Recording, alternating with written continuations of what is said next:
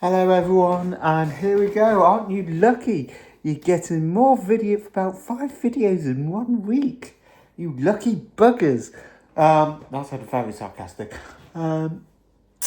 Yeah, so because there's so many films out, the only way I could do this is posting a review a day or review a other day until next week.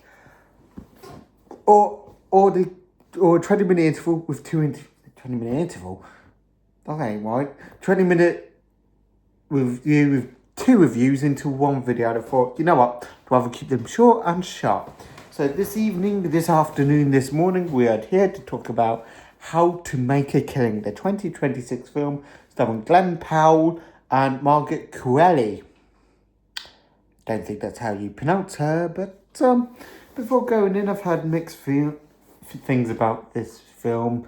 My friends didn't really enjoy it. They thought it was slow, boring, and other reviews just said it ain't really that great. So, the story. A guy disowned at birth by his no, I've got that one. Let's start that again. Disowned at birth by his obscenely wealthy family, a blue collar will stop at nothing to reclaiming his inheritance. No matter how many relatives stand in this way, let me tell you, this film takes its story way too seriously to the point where you just can't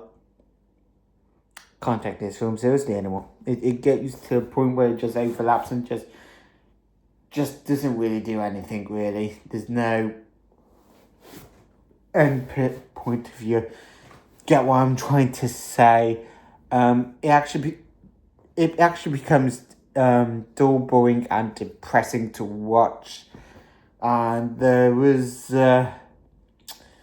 points in the film that I felt, wow, could have walked out.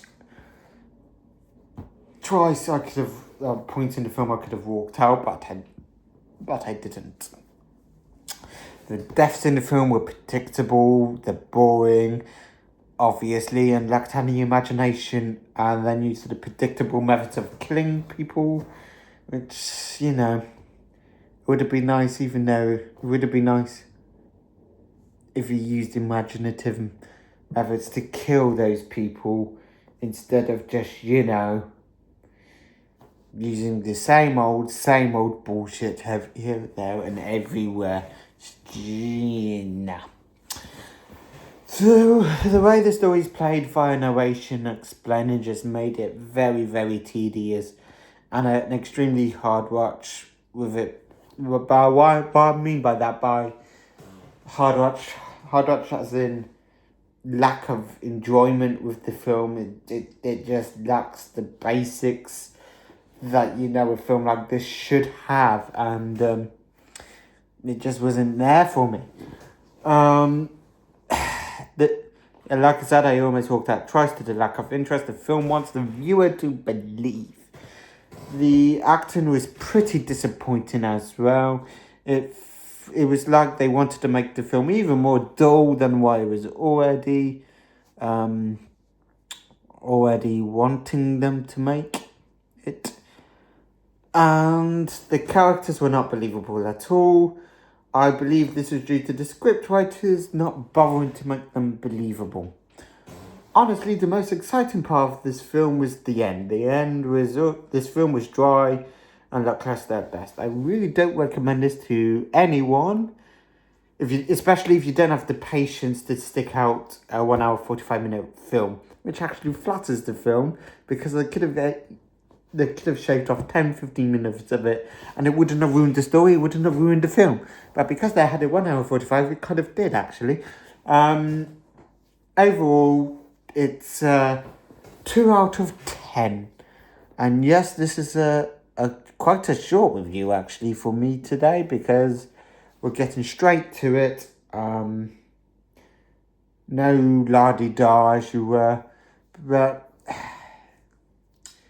there was nothing there for me. It was just a stupid film at the end of the day. It was one of those where no one's going to care about it in the future. Not many people care about it now, obviously, because it didn't It's not doing well at the box office, so, you know, it couldn't have been harder. No worries. Anyway, I'll see you for my next review, which will be coming soon.